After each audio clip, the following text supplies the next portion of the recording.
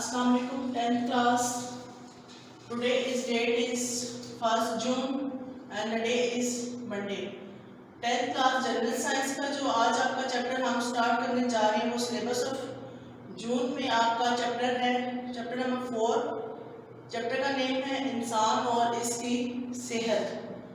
Chapter का जो page है वो आपके पास है 49। सबसे पहले हम पढ़ेंगे ग़िज़ा के अहम अज्जा। ये आम मुशाहिदे की बात है कि हर फर्द को अपनी बका के लिए ग़िज़ा की ज़रूरत होती है। इंसानी जिस्म भी दरअसल एक मशीन की मानद है। हर मशीन को चलने के लिए ईंधन की ज़रूरत होती है और ये ईंधन आपको पेट्रोल, कोयला या कुदरती गैस की सूरत में हासिल हो सकता है। जब ये ईंधन जलता है तो तवानाई पैदा होती है, इससे मशीन चलती है। मसलन मोटर कार पेट्रोल डाले बगैर नहीं चल सकती और बिजली के बगैर बिजली की मोटर नहीं चलती। इसी तरह से इंसानी जिस्म की मशीन को भी ईंधन की ज़रूरत होती है। हम रोज़मर्रा ज़िंदगी में हज़ारों किस्म की सरगर्मियों से अंजाम देते हैं। मसलन जब हम चलते हैं, हरकत करते हैं, बोलते हैं और ऐसे कई काम दूसरे करते हैं तो इन तमाम सरगर्मियों के लिए तवानाई दरकार होती है। इस तरह बहुत से काम हमारे जिस्म के अंदर खुदकार तरीके से जारी रहते हैं। मसलन हमारा दिल धड़कता है, ग़िज़ा हज़म होती है, ऐसे अफ़आल के लिए तवानाई दरकार होती है। इसी तरह से हमारे जिस्म को अपना दर्जा हरारत बहाल रखने के लिए तवानाई चाहिए। ये सब तवानाई हमें ग़िज़ा से हासिल होती है, यानी ग़िज़ा की हैसियत से हमारे जिस्म मशीन की लिए ईंधन की सी है। जब हम ग़िज़ा खाते हैं तो हमारे जिस्म के खुलियों में एक इंतहाई मुनज़्ज़म तरीके से एंजाइम सिस्टम की वजह से तजज़ीब होती है, यानी कि रिएक्शन होती है या जलती है, जिससे मतलूबा तवानाई खराज होती है। ये तवानाई खुसूसी किस्म की तवानाई मुंतकिल करने वाले मरकबात लेते हैं और मतलूबा अज़ा को पहुँचाते हैं। ऐसे मरकबात एटीपी यानी कि एडेनोसाइन ट्राइफॉस्फेट कहलाते हैं। खुलिये अपने वज़ाइफ में यही तवानाई इस्तेमाल करते हैं।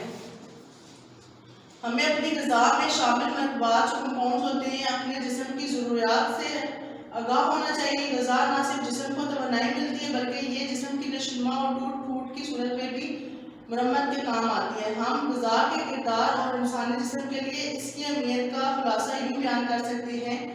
ग़िज़ा तमाम जिस्मानी अफ़आल और अमाल के लिए दरकार तवानाई का ज़रिया है। ग़िज़ा जिस्म की नशोनुमा और मरम्मत के लिए खाम माल का काम देती है। ग़िज़ा में ऐसे मतनी अज्जा हयाती मौजूद होते हैं जो जिस्मानी अफ़आल में बाकायदगी के ज़िम्मेदार हैं।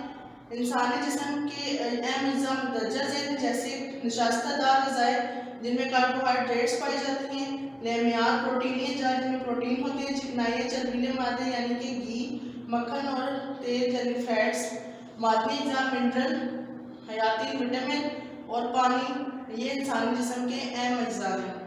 इस किताब के सफ़ात में बताया जा चुका है पौधे सूरज की रोशनी में खुराक तैयार करते हैं और सांस लेने के दौरान तवानाई खारिज करते हैं। आपकी सहूलत के लिए मुसाफ़िर ज़ायद तारीख का प्रोसेस होता है, फिर उसके साथ अमल तनफ़ुस का। ज़ायद तारीख में ऑक्सीजन और ग्लूकोज रिएक्ट करते हैं और रिएक्ट करके वाटर और कार्बन डाइऑक्साइड बनाते हैं। इसी तरह से अमल तनफ़ुस जो रेस्पिरेशन का प्रोसेस है, इसमें कार्बन डाइऑक्साइड, वाटर और तवानाई रिएक्ट करके आपके पास ऑक्सीजन और साथ में ग्लूकोज बनाते हैं। इन मसवात से साबित होता है कि ऐसे तमाम नामियाती मरकबात के ज़रिए इंसानी इमाल और अफ़आल की तवानाई दस्तयाब रहती है। थैंक यू स्टूडेंट्स, आज आपका लेक्चर इतना ही था। ठीक है, आपने ये टॉपिक जो अपना पेज नंबर आपके पास था, पेज नंबर 49, ये आप लोगों ने 50 और 49 ये दोनों पेजेस आप लोगों ने पढ़ने भी हैं और इनमें जो इम्पोर्टेंट पॉइंट्स हैं वो आप लोगों ने याद भी करने हैं और अपना लेसन रिवाइज भी करना है। थैंक यू स्टूडेंट्स, अल्लाह हाफिज़। Assalamualaikum class Dhanam. Today is 1st June 2020 and the day is Monday.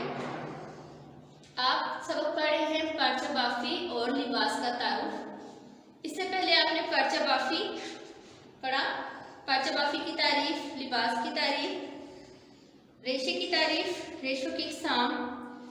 Next अब आज जो हम पढ़ेंगे वो है पेज नंबर 14 पे लीलन के रेशे से बने हुए कपड़े का खुसूसियात। लीलन का लफ्ज़ डिलाइन से लिया गया है। डिलाइन मिस्री ज़ुबान का लफ्ज़ है और मिस्र में जिस पौधे से ये हासिल किया जाता है इसको डिलाइन कहते हैं। कदीम ज़माने में मिस्र लीलन का घर कहलाता था। आप इसको डिलाइन करेंगे कि कदीम ज़माने में मिस्र लीलन का घर कहलाता था। ये कम से कम 10,000 साल पुराना रेशा है और सबसे पहले मिस्र में ही दरियाफ्त हुआ। लेकिन दीगर ममालिक में जिस पौधे से ये रेशा हासिल किया गया है इसे फ्लिक्स प्लांट कहते हैं। फ्लिक्स प्लांट कहते हैं।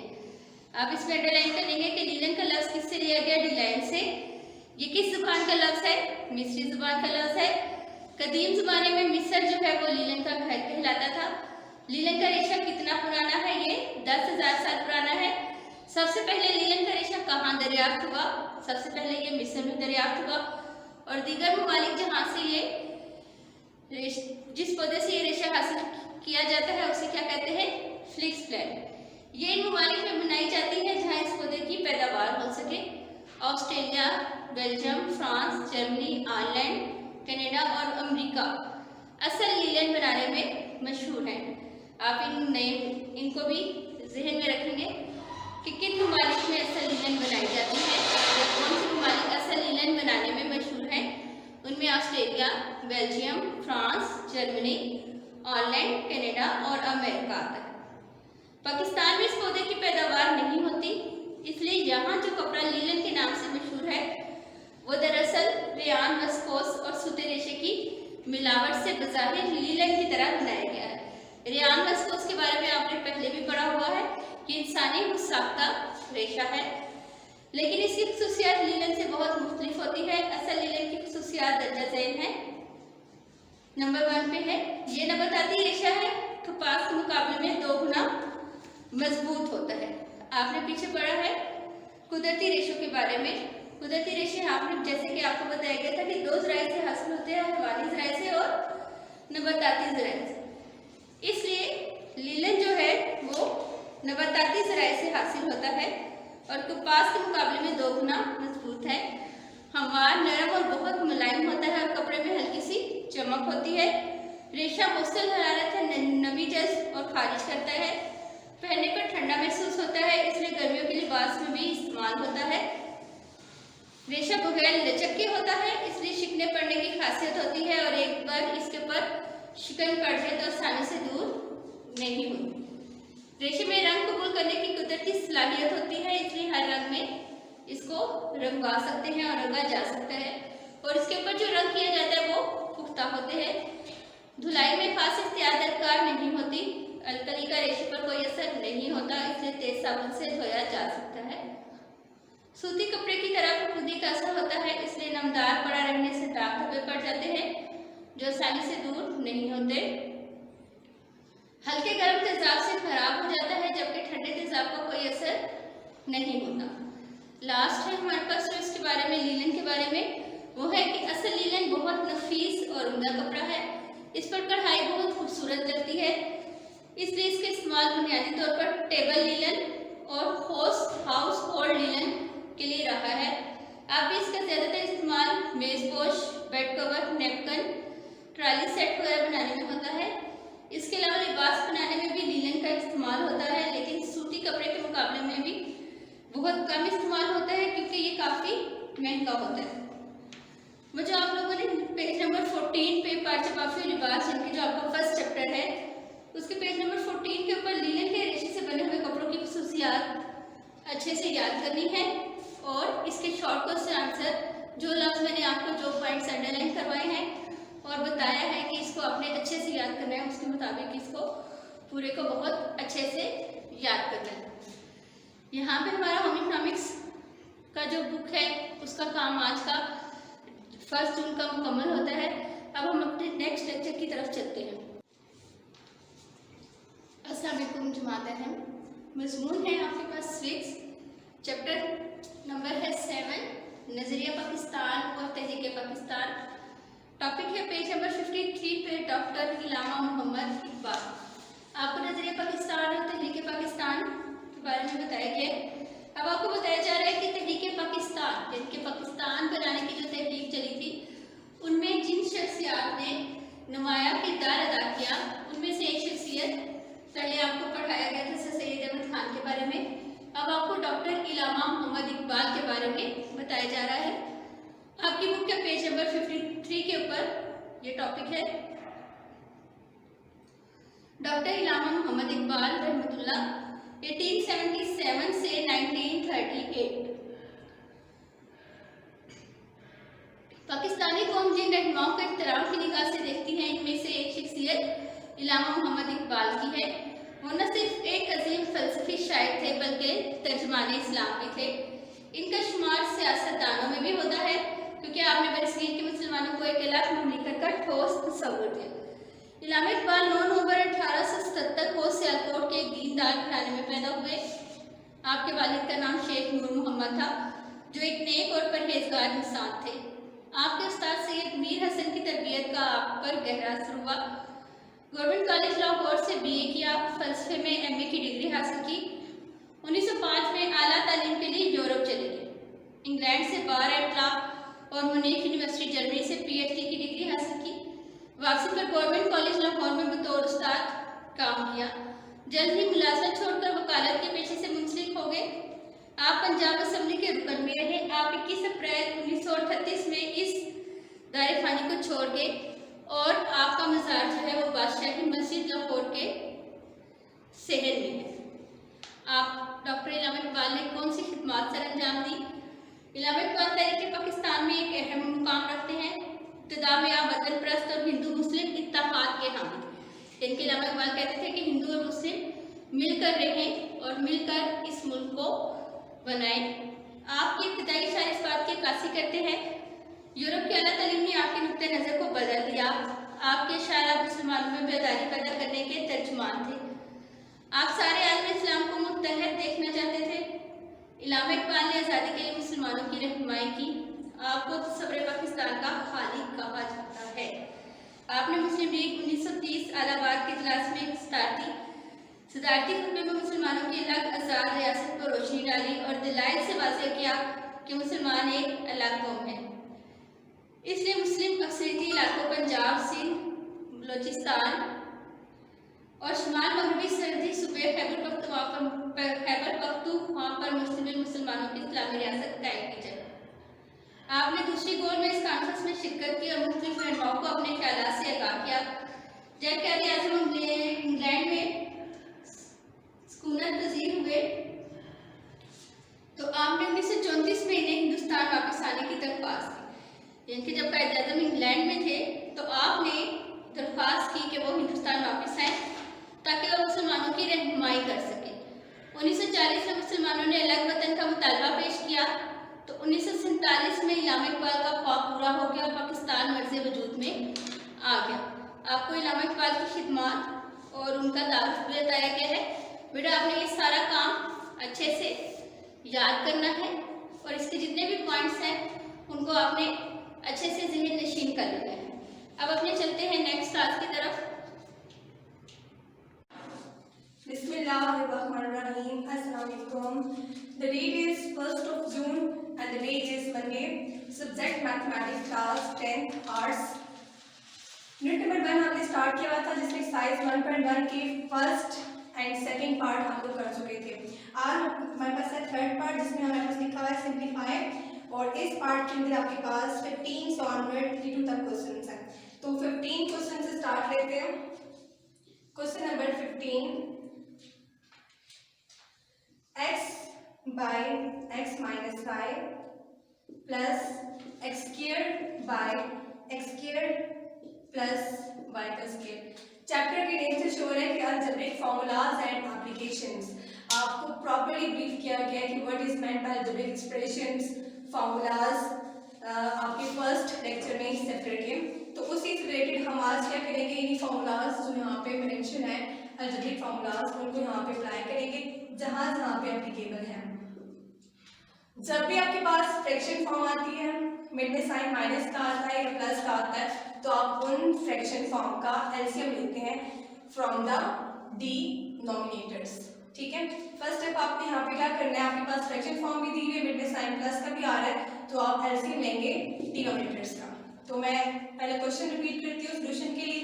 x by x minus y plus x squared by x squared plus y squared। Next step में एलसीएम लेती हूँ बाय टेकिंग एलसीएम लेने के लिए ये भी डिफरेंट टर्म है, ये भी डिफरेंट टर्म है। अगर दो होती कॉमन तो मैं उनको वन स्टैंड ऐड करती। यहाँ पे दो डिफरेंट टर्म्स है तो दोनों इंक्लूड होंगे एलसीएम में। x माइनस 5 भी होगा फैक्टर और x स्क्वायर प्लस 5 के भी फैक्टर इंक्लूड होगा। यहाँ पे कौन सी टर्म मिसिंग है जो एलसीएम को कंप्लीट नहीं करी? x माइनस 5 तो एग्जिस्ट कर है, क्या मिसिंग है? x square plus y square. तो हम x square plus y square को इसी टर्म के नोमेरेटर के साथ मल्टीप्लाई करवाएंगे तो ये आ जाएगा x इंटू एक्स का स्क्वायर प्लस y का स्क्वायर। आगे साइन कौन सा प्लस का एलसीएम चलेगा। अब यहाँ पे इस टर्म के अंदर, इस फ्रैक्शन फॉर्म के अंदर क्या चीज मिसिंग है जो एलसीएम कंप्लीट नहीं कर रही? x square plus y square exist कर रहा है, क्या एग्जिस्ट नहीं कर रहा? x माइनस 5 फैक्टर, तो यहाँ पे x माइनस 5 मल्टीप्लाई होगा तो यहाँ पे आ जाएगा x square into x minus y। Next step में आप इनको ओपन कर लें, मल्टीप्लाई करके x इंटू एक्स का स्क्वायर क्या हो जाएगा? x cube plus x into y का स्क्वायर, x वाई का square plus x square into x cube plus minus minus x square into y x square y divided by x minus y as it is and x square plus y square as it is. Next step में आप जो जिनकी basis same है उनको आप solve कर लें।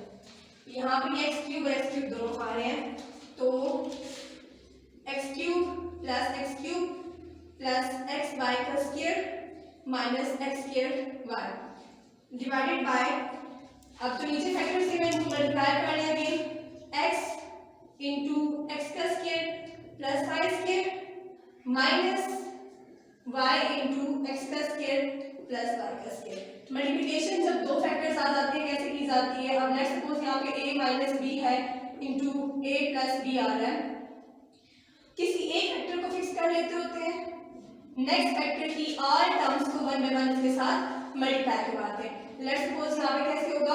First term कौन सी है इसकी? a को मल्टीप्लाई करवाएंगे इसको फैक्टर के साथ a प्लस b। देन आपके पास नेक्स्ट फैक्टर कौन सा आ रहा है? नेक्स्ट टर्म कौन सी आ रही है इस फैक्टर की? माइनस b, तो माइनस b के साथ इस फैक्टर को जो आपने फिक्स रखा था मल्टीप्लाई करवाएंगे तो इस तरह से मल्टीप्लिकेशन की जाती है। अब यहाँ पे मैंने ऐसे इसको ओपन किया 1x cube plus 1x cube बल्कि क्या हो जाएंगे 2x क्यूब प्लस, अब इसको अरेंज कर ले x पावर के साथ, यहाँ पे x पावर क्यूब है तो यहाँ पे x पावर 1 है, यहाँ पे x पावर 2 है तो x पावर 2 को पहले लिखते हैं minus x square y plus x y का स्क्वायर डिवाइडेड बाय, अब यहाँ पे इसको ओपन कर लें x into x square x cube plus x into y square x y square minus y into x square minus x square y plus minus minus y into y square y cube. अब यहाँ पे आपके पास cancellation की भी possible है, ऐसा कर ले प्लस साइन हो माइनस साइन हो और बेसिस सेम हो वैल्यू सेम हो तो वो कट जाते हैं, लेकिन यहाँ पे कोई भी ऐसी टर्म नहीं है जो भी कैंसिल हो जाए तो ये आपके पास एज इट इज आंसर होगा। मैं अरेंज कर लेती हूँ नेक्स्ट स्टेप में 2x का cube minus x square y plus x y का स्क्वायर डिवाइडेड बाय, अब यहाँ पे x क्यूब आ जाएगा, x क्यूब के बाद x की टर्म आनी चाहिए, x की टर्म यहाँ पे लिखी हुई है तो इसको अरेंज कर लेंगे, स्टार्ट में है x स्क्वायर y, नेक्स्ट आपके पास x की टर्म आनी चाहिए तो यहाँ पे प्लस x y का स्क्वायर आ जाएगा और लास्ट में आपके पास y की टर्म माइनस y का क्यूब और यही इस क्वेश्चन की सिंप्लीफाइड फॉर्म है। आपने जस्ट इस क्वेश्चन में क्या किया है, एलसीएम लेके इनको सॉल्व किया। एलसीएम कब लिया जाता है, किस सिचुएशन में लिया जाता है? जब भी फ्रैक्शन फॉर्म आ जाए, मिड में साइन प्लस और माइनस का आ जाए तो आप उन टर्म्स का एलसीएम लेके सिंप्लीफिकेशन करते हैं। इसी तरह का एक और क्वेश्चन करते हैं ताकि आपको एलसीएम अच्छे से क्लियर हो जाए। क्वेश्चन नंबर 22 करते हैं, बाकी जो है वो इसी पैटर्न पे आपने खुद सॉल्व करना है। Question number 22 which is 5x divided by x minus 9 plus x का square minus 2x plus 1 divided by x का square minus 12x plus 27 minus 6x divided by x minus 3। अब पहले जो आपने क्वेश्चन किया क्वेश्चन नंबर 15 उसके अंदर आपके पास दो टर्म्स आ गई थी फ्रैक्शन फॉर्म के अंदर। अभी आपके पास फ्रैक्शन फॉर्म तो है, मिड में साइन प्लस और माइनस का भी आ रहा है, लेकिन नंबर ऑफ टर्म्स हुए कितनी है 3, 1 2 एंड 3। अब इसको भी आपने उसी पैटर्न से सॉल्व करना है, मीन्स कि आपने यहाँ पे भी एलसीएम ही लेना है, लेकिन जहाँ पे सिंप्लीफिकेशन हो रही है टर्म्स की वहाँ पे आप उनको पहले सिंप्लीफाई कर ले, फैक्टर्स में कन्वर्ट करें ताकि आपको एलसीएम लेने में प्रॉब्लम ना हो। यहाँ पे तो सिंप्लीफाइड फॉर्म दी हुई लीनियर फैक्टर्स दिए हुए हैं।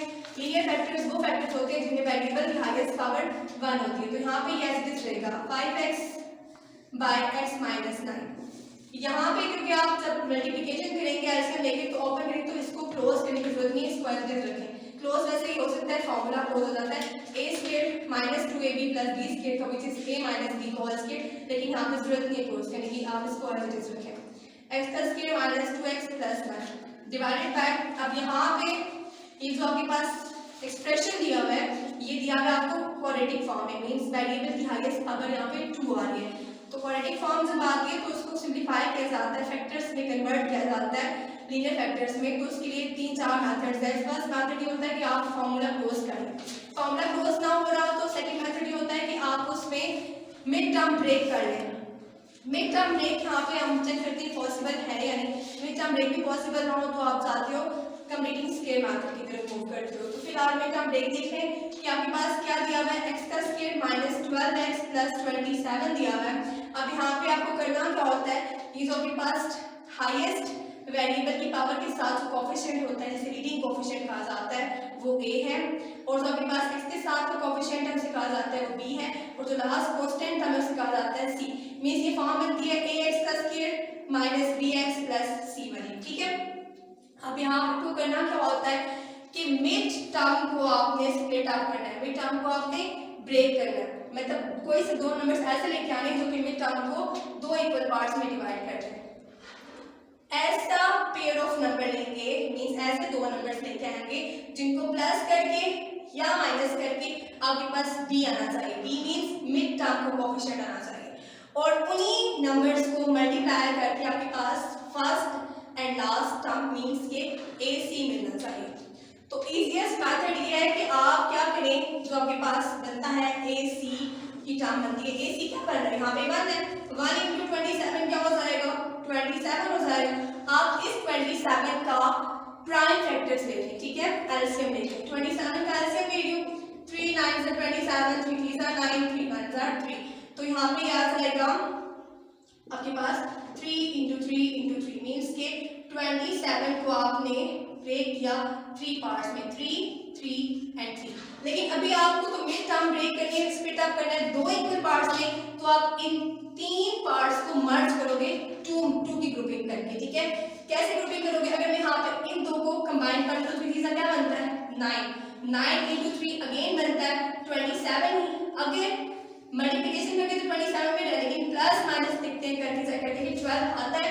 अब अगर मैं 9 में 3 को करूं ऐड तो क्या बनता है 12 बनता है। इट्स मीन दैट यही आपके पास पेयर एप्लीकेबल है यहाँ पे मिड टर्म को ब्रेक करने के लिए। तो मुझे 12 को मैंने कैसे ब्रेक किया 9 और 3 में, तो मैं यहाँ पे इसको राइट कर लेती हूँ, x का स्क्वायर माइनस l के आएगा, 12 को आपने दो पार्ट्स में ब्रेक किया, ब्रैकेट में लिखें which is 9 plus 3 because 9 plus 3 equals to 12, x as it is plus 27 as it is। आगे जो आपके पास नेक्स्ट टर्म है -6x by x minus 3। अब नेक्स्ट स्टेप में 5x by x minus 9 plus x का square minus 2x plus 1 divided by, अब यहाँ पे इसको ओपन कर लें, x की मल्टीप्लाई हो रहा है इस ब्रैकेट के टर्म के साथ, इन दोनों के साथ, और माइनस साइन को भी आप ओपन कर लें, तो x का स्क्वायर माइनस x इंटू 9 क्या आ जाएगा -9x आ जाएगा, plus minus minus 3 into x क्या आ जाएगा -3x आ जाएगा, प्लस 27 एज इट इज, और -6x बाय x minus 3। सो आपने यहाँ पे क्या किया मिड टर्म ब्रेक किया। अब ये नंबर ऑफ टर्म्स कितनी हो गई हैं 4 हो चुकी हैं, दो दो की पेयरिंग कर लें कॉमन के लिए ताकि फैक्टर्स आप निकालें। 5x by x minus 9 plus x का square minus 2x plus 1 divided by, अब यहाँ से क्या चीज कॉमन जा रही है x कॉमन जा रहा है, x आ जाएगा, रिमेनिंग यहाँ से क्या है x, because x into x क्या मिलता है x का स्क्वायर -9 आ जाएगा, क्लोज द ब्रैकेट, माइनस यहाँ पे 3 common because 3 is a multiple of 27, x as it is, minus minus positive होता है, जब भी साइन बाय माइनस का आता है अंदर साइन चेंज होते हैं, तो ये पॉजिटिव था, क्या बन गया नेगेटिव, 3 9s are 25। जब ये दो पेयर्स आपके पास फैक्टर सेम आ जाए, इट्स मीन दैट बीटा ब्रेक आपने बिल्कुल ठीक किया है। इसको कॉमन ले लेते हैं। नेक्स्ट स्टेप आपके पास आ जाएगा 5x by x minus 9 plus x का square minus 2x plus 1 divided by x minus 9 into x minus 3 minus 6x by x minus 3। अब देखिए आपने तमाम डिनोमिनेटर्स के अंदर फैक्टर्स लीनियर फॉर्म में बना लिए। अब आपके लिए एलसीएम लेना इजी होगा। एलसीएम लेने आप इन तीनों टर्म्स का इकट्ठे, एलसीएम लीस्ट कॉमन मल्टीप्लिकेशन, तो यहाँ पे ये दोनों सेम है, x माइनस 9 कॉमन आ जाएंगे तो ये एक फैक्टर आ जाएगा x माइनस 9, यहाँ पे ये x माइनस 3 दोनों सेम है तो आ जाएगा एक फैक्टर। तो एलसीएम बनेगा आपके पास x माइनस 9 और x माइनस 3। अगर आपको ऐसे इजी नहीं लगता तो आप साइड पे खुद चेक भी कर लें।